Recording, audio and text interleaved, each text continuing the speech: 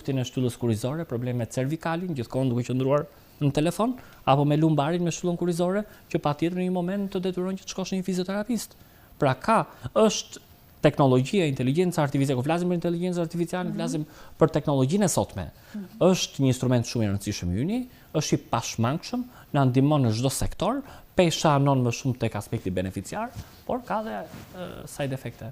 Edhe unë faktikisht edhe për çik batut, domethënë që jetojmë në këtë kohë, ai truri elektronik edhe truri natyral gjithmonë po duket sikur po konkurrojnë njëra tjetrën, edhe unë për ta demonstruar ja kam marrë këtë chipin këtu, pra truri elektronik, inteligjenca artificiale dhe truri natyral, që është inteligjenca natyrale. Gjithmonë ekziston një luftë sot midis të dy inteligjencave, por gjithmonë inteligjenca natyrale e ka në dorë të menaxhojë inteligjencën artificiale. Nëse ne e keq menaxhojmë të trurin elektronik, se po e bëj për batut, inteligjencën artificiale, atëherë do na kthehet në bumerang.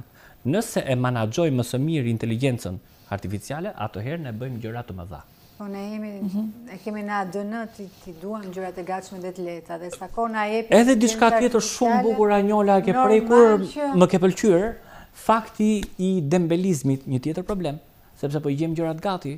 Pikërisht.